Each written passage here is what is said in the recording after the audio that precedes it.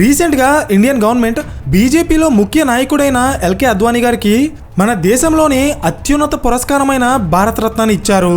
అయితే జనరల్గా ఒక వ్యక్తికి భారతరత్న ఇవ్వాలంటే ఆయన ఏ ఫీల్డ్లో అయినా సరే అత్యున్నతమైన స్థాయిలో సేవ చేసి ఉండాలి. ఒకప్పుడు ఈ అవార్డుని కేవలం arts, literature, science and public affairs లాంటి కొన్ని స్పెసిఫిక్ సెక్టార్స్లో ఉన్న వ్యక్తులకి మాత్రమే ఇచ్చేవారు. కానీ 2011లో ఇండియన్ గవర్నమెంట్ ఆ లిమిట్స్ని తీసేసి ఏ ఫీల్డ్లో అయినా సరే ఒక వ్యక్తి గొప్ప సేవ చేస్తే వాళ్ళకి భారతరత్న ఇవ్వొచ్చని చట్టాన్ని తీసుకొచ్చింది. అయితే ఇక్కడ పాయింట్ ఏంటంటే 2024లో భారతరత్న తీసుకున్న ఈ ఎల్కే అద్వానీ అసలు ఎవరు? 14 ఏళ్ల వయసులో ఒక సాధారణ ఆర్ఎస్ఎస్ మెంబర్గా తన జీవితాన్ని ప్రారంభించి రాజకీయాల్లో అంచులంచులుగా ఎదుగుతూ బీజేపీ లాంటి ఒక బలమైన రాజకీయ పార్టీని స్థాపించే స్థాయికి అసలు ఈ వ్యక్తి ఎలా ఎదిగారు? ఈ రోజు దేశమంతా రామమందిర ప్రారంభాన్ని ఎంతో గొప్పగా సెలబ్రేట్ చేసుకుంది. కానీ 1990లో ఈ రామమందిర ఉద్యమాన్ని ప్రారంభించిన వ్యక్తి ఈ ఎల్కే అద్వానీయే అనే విషయం మీలో ఎంతమందికి తెలుసు? అసలు ఎల్కే అద్వానీకి భారతరత్న ఎందుకు ఇచ్చారు అండ్ ఆయన పొలిటికల్ జర్నీ ఏంటో నేను ఈ వీడియోలో చెప్పబోతున్నాను. Hello everyone, welcome to today's video and this is your friend Surya. Lal Krishna Advani ఈయన 1927లో ప్రజెంట్ పాకిస్తాన్లో ఉన్న కరాచీ అనే ఏరియాలో పుట్టారు. 14 ఏళ్ల వయసులో ఈయన ఫస్ట్ టైం ఆర్ఎస్ఎస్లో జాయిన్ అయ్యారు. ఆర్ఎస్ఎస్ అంటే రాష్ట్రీయ స్వయం సేవక్ సంఘ్. ఇది హిందూ మతానికి చెందిన ఒక వాలంటరీ ఆర్గనైజేషన్. కరాచీలో ఉన్న ఆర్ఎస్ఎస్ వింగ్కి ఈయన సెక్రటరీగా ఉండేవారు. కానీ 1947లో ఇండియా పాకిస్తాన్ రెండుగా విడిపోయాక అద్వానీ గారు తన ఫ్యామిలీని తీసుకుని ఇండియాకి వచ్చేసి ముంబైలో సెటిల్ అయ్యారు.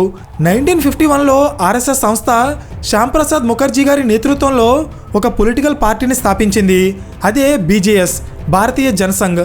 సో అప్పటికే ఆర్ఎస్ఎస్లో సెక్రటరీ పదవిలో ఉన్న ఎల్కే అద్వానీ గారు ఈ బీజేఎస్ పార్టీలో జాయిన్ అయ్యి 1951 నుండి 1970 వరకు దాదాపు 20 ఏళ్ల పాటు ఆయన చిన్న చిన్న పదవుల్లో పనిచేస్తూ 1967 టైంకి ఢిల్లీ మెట్రోపాలిటన్ కౌన్సిల్కి చైర్మన్ అయ్యే స్థాయికి ఎదిగారు.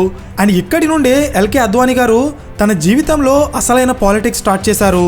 ఎలా అంటే మనందరికీ తెలిసినట్టే మన దేశానికి స్వతంత్రం వచ్చిన తర్వాత 1951 నుండి 1977 వరకు దాదాపు 27 ఏళ్ల పాటు కాంగ్రెస్ పార్టీయే పరిపాలించింది. సో ఈ పార్టీని పవర్లోంచి దించడానికి అప్పట్లో చాలా పొలిటికల్ పార్టీస్ ట్రై చేసేవి.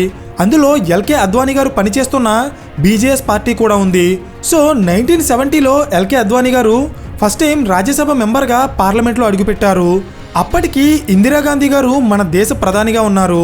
ఆమె 1975లో నేషనల్ ఎమర్జెన్సీని డిక్లేర్ చేసిన తర్వాత దేశవ్యాప్తంగా ఇందిరాగాంధీ మీద అలాగే కాంగ్రెస్ పార్టీ మీద వస్తున్న వ్యతిరేకతని ఒక అవకాశంగా తీసుకుని కాంగ్రెస్ని ఓడించడానికి అప్పటి అపోజిషన్ పార్టీలు అన్నీ కలిసి ఒక కొత్త పొలిటికల్ పార్టీని స్థాపించాయి. అదే జనతా పార్టీ. ఈ జనతా పార్టీలో ఎల్కే అద్వానీ గారు పనిచేస్తున్న భారతీయ జనసంఘ్ కూడా ఉంది. 1977లో ఈ జనతా పార్టీ కాంగ్రెస్ను ఓడించి పవర్లోకి వచ్చింది. అప్పుడు ఫామ్ అయిన గవర్నమెంట్లో ఎల్కే అద్వానీ గారు ఇన్ఫర్మేషన్ అండ్ బ్రాడ్కాస్టింగ్ మినిస్టర్గా ప్రమాణ స్వీకారం చేశారు. కానీ ఈ జనతా పార్టీలో వచ్చిన కొన్ని ఇంటర్నల్ గొడవల కారణంగా 1980లో ఈ పార్టీ ముక్కముక్కలుగా విడిపోయింది. మళ్ళీ ఈ పార్టీ నుండి భారతీయ జనసంఘ్ నాయకులైన ఎల్కే అద్వానీ అలాగే వాజ్పేయి గారు బయటకు వచ్చి 1980లో బీజేపీని స్థాపించారు. సో ఇక్కడ మీకు తెలియాల్సిన విషయం ఏంటంటే ఎవరైతే ఆర్ఎస్ఎస్లో పనిచేస్తారో వాళ్ళకి హిందుత్వ భావజాలం అనేది చాలా ఎక్కువగా ఉంటుంది. సో ఇప్పుడు ఇది ఎందుకు చెప్తున్నానంటే ఎల్కే అద్వానీ అలాగే అటల్ బిహారీ వాజ్పేయి వీళ్ళిద్దరూ కూడా ఒకప్పుడు ఆర్ఎస్ఎస్ నాయకులే అయినప్పటికీ వీళ్ళ ఐడియాలజీలో చాలా డిఫరెన్స్ ఉంటుంది. అంటే ఎల్కే అద్వానీ గారు కంప్లీట్గా హిందుత్వ ఎజెండాతోనే బీజేపీని ముందుకు తీసుకెళ్తే వాజ్పేయి గారు సెక్యులర్ భావజాలంతో బీజేపీని ముందుకు తీసుకెళ్లారు. ఎలాగో చెప్తా చూడండి. 1980లో బీజేపీని స్థాపించిన తర్వాత ఆ పార్టీకి మొదటి ప్రెసిడెంట్గా వాజ్పేయి గారు ఉండేవారు. కానీ ఆయన ఫాలో అవుతున్న సెక్యులర్ సిద్ధాంతాల వల్ల బీజేపీ అప్పట్లో ప్రజల్లోకి పెద్దగా వెళ్ళలేదు. అందుకే 1984లో జరిగిన జనరల్ ఎలక్షన్స్లో బీజేపీ దేశవ్యాప్తంగా కేవలం 2 సీట్లు మాత్రమే గెలుచుకుంది. సో ఇది గమనించిన ఎల్కే అద్వానీ గారు రంగంలోకి దిగి వాజ్పేయి గారి స్థానంలో ఆయనే పార్టీ ప్రెసిడెంట్గా మారి బీజేపీని కంప్లీట్గా హిందూ ఐడియాలజీ మీద రన్ చేయడం స్టార్ట్ చేశారు. ఎలా అంటే 1984లో విశ్వ హిందూ పరిషత్ అనే ఒక హిందూ ఆర్గనైజేషన్ అయోధ్యలో రామమందిర నిర్మాణానికి ఒక ఉద్యమాన్ని స్టార్ట్ చేసింది. సో ఇది గమనించిన ఎల్కే అద్వానీ గారు ఈ అయోధ్య రామ మందిర ఉద్యమానికి డైరెక్ట్గా అండ్ అఫీషియల్గా బీజేపీ పార్టీ తరపున సపోర్ట్ని ప్రకటించారు. నెక్స్ట్ 1989లో జరగబోయే ఎలక్షన్స్కి కూడా ఆయన రామ మందిరాన్ని తమ మేనిఫెస్టోలో యాడ్ చేశారు. అంతే, ప్రజలకి బీజేపీ మీద ఒక క్లారిటీ వచ్చి 1989 ఎలక్షన్స్లో ఆ పార్టీకి 86 లోక్సభ సీట్లు ఇచ్చారు. ఇక్కడ మీరు ఒక విషయాన్ని గమనిస్తే 1984లో వాజ్పేయి గారు బీజేపీని సెక్యులర్ భావజాలం మీద నడిపించారు. కానీ అది జనాలకి అర్థం కాక అప్పుడు పార్టీకి కేవలం 2 సీట్లు మాత్రమే వచ్చాయి. కానీ నెక్స్ట్ 5 ఇయర్స్లో ఎల్కే అద్వానీ గారు బీజేపీకి ఒక క్లియర్ ఐడియాలజీని సెట్ చేసి అయోధ్య ఉద్యమానికి సపోర్ట్ చేయడం వల్ల ఆ పార్టీ కేవలం 5 ఏళ్లలో 2 సీట్ల నుండి 86 సీట్లకి ఎదిగింది. అండ్ ఈ గ్రోత్ని గమనించిన అద్వానీ గారు రామమందిర ఉద్యమాన్ని అలాగే బీజేపీని ఇంకా వేగంగా ప్రజల్లోకి తీసుకువెళ్ళడానికి 1990లో గుజరాత్లో ఉన్న సోమనాథ్ నుండి అయోధ్యకి రామ్ రథయాత్ర అనే పేరుతో ఒక రథయాత్రని స్టార్ట్ చేశారు. అండ్ ఈ యాత్ర వల్ల బీజేపీ పాపులారిటీ ఇంకా పెరిగి 1991లో జరిగిన జనరల్ ఎలక్షన్స్లో బీజేపీ పార్లమెంట్లో సెకండ్ లార్జెస్ట్ పార్టీగా ఎదిగింది.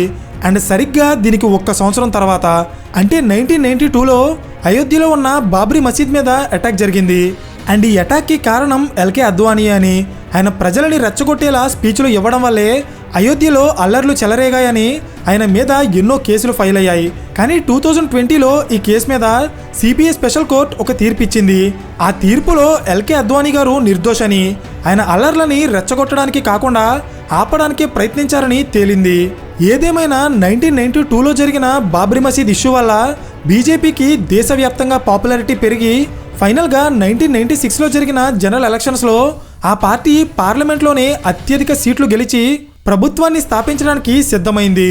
అయితే ఇప్పటి వరకు విన్న స్టోరీ ప్రకారం బీజేపీ మెయిన్గా ఎదగడానికి ఎల్కే అద్వానీ గారి హిందుత్వ ఐడియాలజీ అండ్ పొలిటికల్ స్ట్రాటజీసే కారణం, అవునా?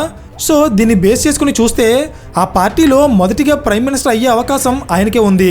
కానీ 1996లో బీజేపీ గెలిచిన తర్వాత ఎల్కే అద్వానీ గారికి బదులుగా వాజ్పేయి గారు పీఎం అయ్యారు.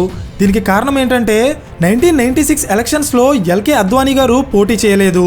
అప్పట్లో ఆయన ఒక హవాలా కేసులో ఇరుక్కుని సుప్రీంకోర్టులో నిందితుడిగా ఉన్నారు.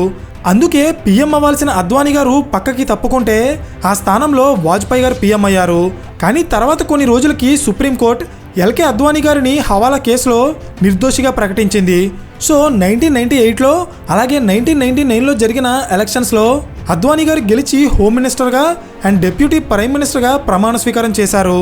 కానీ ఈసారి కూడా ఆయన ప్రైమ్ మినిస్టర్ అవ్వలేకపోయారు. ఆయన ప్లేస్లో వాజ్పేయి గారు ప్రైమ్ మినిస్టర్ అయ్యారు. 2004లో మళ్ళీ కాంగ్రెస్ పార్టీ పవర్లోకి వచ్చిన తర్వాత వాజ్పేయి గారు పాలిటిక్స్కి రిటైర్మెంట్ ప్రకటించి ఆయన పార్టీ నుండి తప్పుకున్నారు. సో బీజేపీ పార్టీ మళ్ళీ అద్వానీ గారి చేతికే వచ్చింది.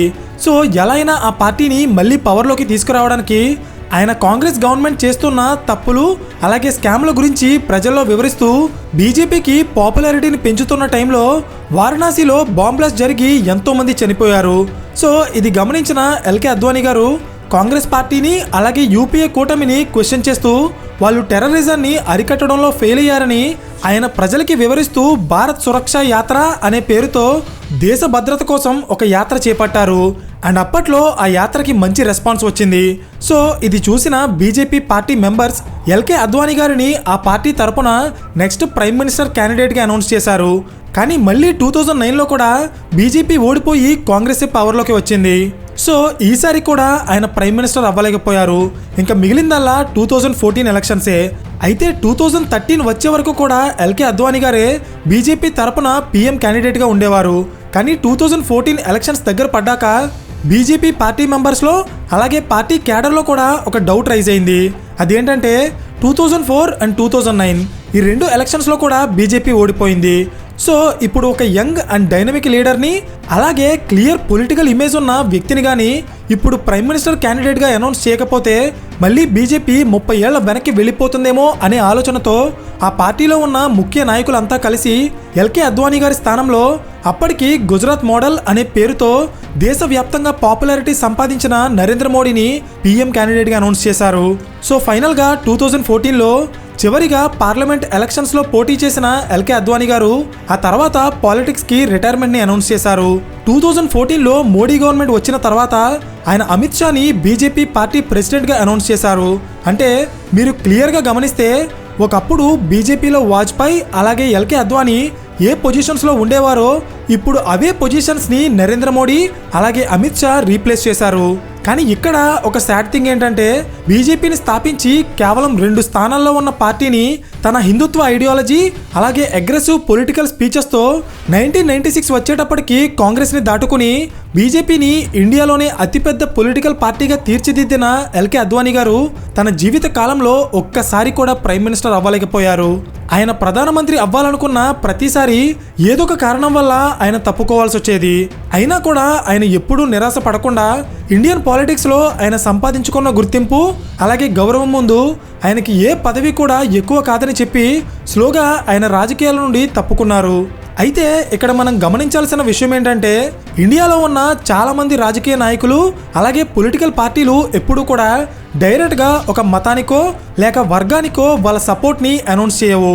ఎందుకంటే ఒకవేళ అలా చేస్తే వాళ్ళు వేరే వర్గాల నుండి సపోర్ట్ని కోల్పోతారు. అయితే ఇండైరెక్ట్గా చాలా పొలిటికల్ పార్టీలు కొన్ని స్పెసిఫిక్ వర్గాలని సపోర్ట్ చేస్తాయి. కానీ ఎల్కే అద్వానీ గారు మాత్రం ఈ విషయంలో ఎలాంటి భయం కానీ వెనకడుగు కానీ వేయకుండా వాళ్ళ పార్టీ యొక్క ఎజెండా ఏంటో క్లియర్గా ప్రజలకి వివరించి బీజేపీని ఒక బలమైన పార్టీగా తీర్చిదిద్ది పవర్లోకి తీసుకొచ్చారు.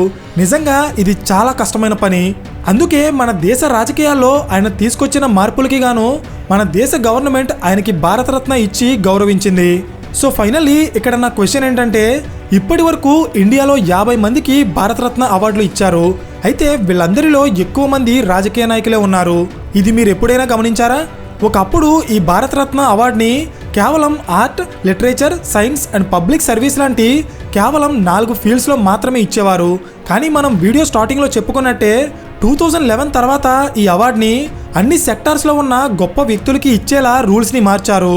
కానీ 2011 తర్వాత కూడా ఎక్కువగా భారతరత్న అవార్డు తీసుకున్నది రాజకీయ నాయకులే. వీళ్ళకి ఇవ్వడంలో తప్పు లేదు, కానీ భారతరత్న అందాల్సిన నిజమైన భారతీయులు ఇంకా చాలామంది ఉన్నారు. వాళ్ళకి ఈ అవార్డుని అందిస్తే దానికే ఇంకా వాల్యూ పెరుగుతుందనేది నా పర్సనల్ ఒపీనియన్. ఇండియాలో నిజంగా భారతరత్న వచ్చే అర్హత ఉండి ఇంకా రాని వాళ్ళు ఎవరున్నారో మీరు కింద కామెంట్ చేయండి.